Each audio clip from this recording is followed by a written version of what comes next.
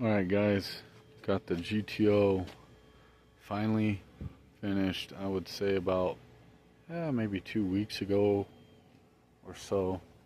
Had to get it tuned, of course, and then had to take it back, get it retuned because it's going lean.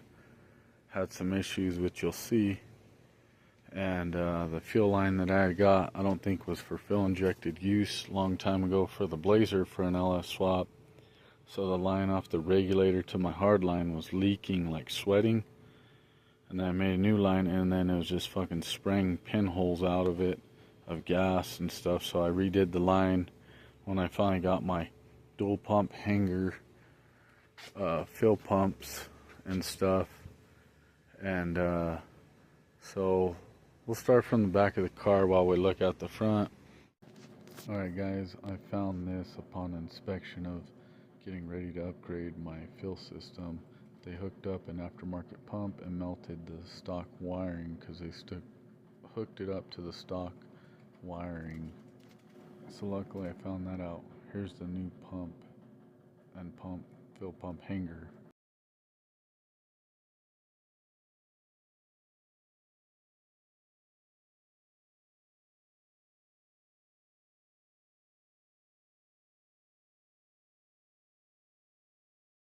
I got a Henson dual pump aluminum fill pump hanger, essentially, with two Hellcat wallboard 525s pumps in it. I only have one pump right now because I'm pump gas on 91 where I live at,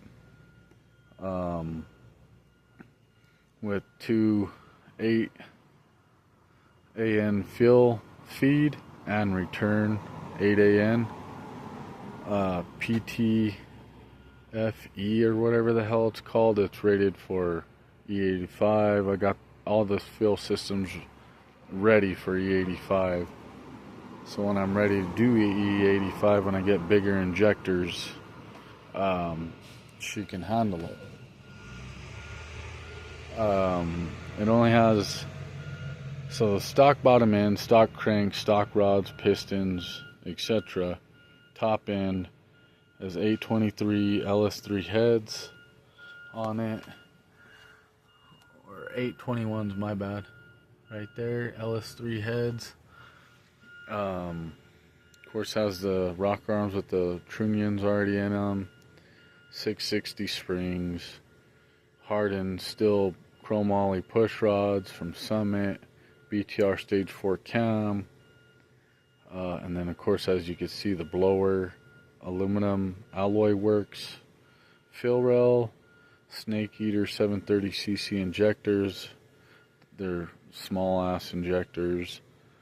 V lid, and I bought this blower as just the blower, no lid, no injectors, no fill rails, nothing.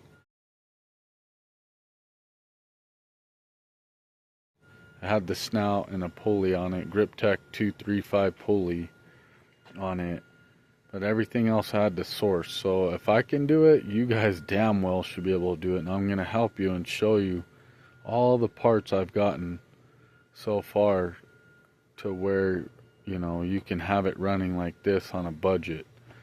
So I had to found the lid, since at the time Boost District was out of stock. Found this lid, bought the lid. As you can see, there's rubbing marks on it from my damn hood. I didn't cut the hood good enough the first time. Now I cut it good enough. I just would like to cut it more. It will fit. I didn't get the shorter motor mounts. That's why I had to cut the hood. Anyway, the previous owner already cut it right there and there to do this stupid ram air effect that doesn't do shit.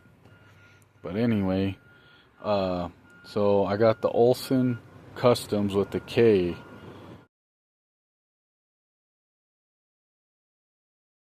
I got their HD bracket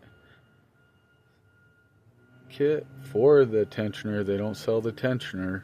You have to buy it separately, which they give you a part number, and I'll show you right here.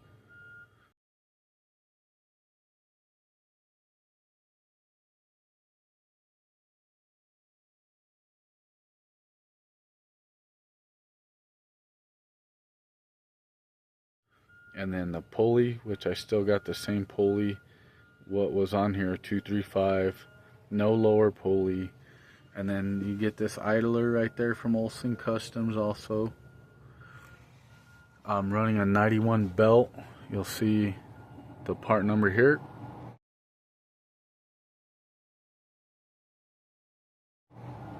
Map sensor right there. That's off of a 2007 or 6 Cobalt SS. Has to be the supercharged version. It can't be the NA.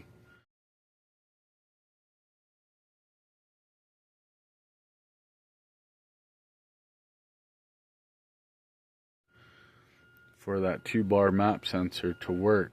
Now they make a 2.5 if you send it in and get it modified. They don't just sell a 2.5. You have to send it in and get that map sensor modified. The IAT, I bought it from the parts store, which you could get, you know, on eBay or Amazon. Don't get the breakaway harness. Just buy a pigtail. This is a breakaway harness, what's left of it, to the IAT, and just wire it directly into your MAF.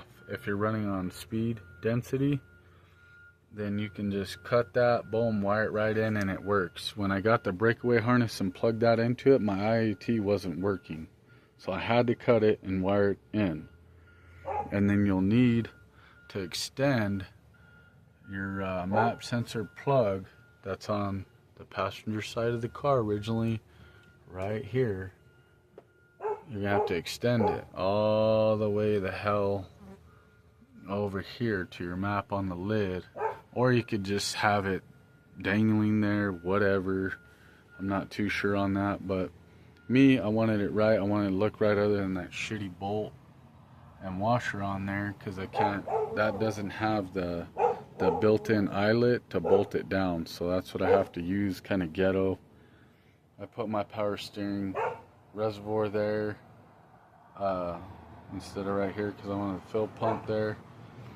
Under here is the Dave's like water pump. You can use it as like a regular car water pump, or for your heat exchanger like I have, which here's what the part number is off of Summit.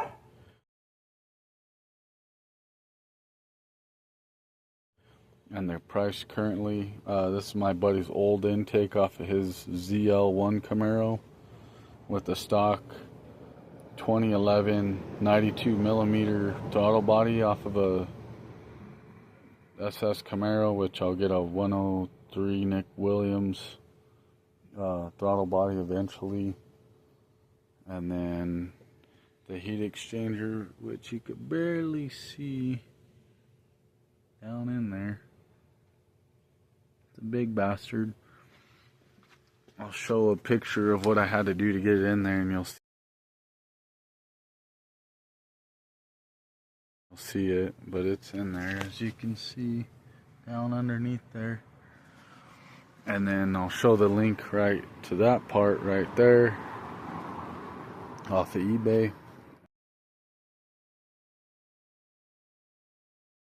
And then same with the fill rails.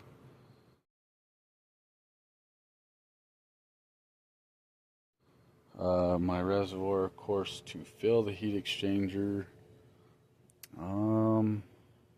Shit, I don't know what else to show you guys. That's, of course, the regulator. You have to have a return style. Once you do this with the boost in general, or when you upgrade the fill system. And also, I forgot, you gotta pin the crank. Here's the tool here.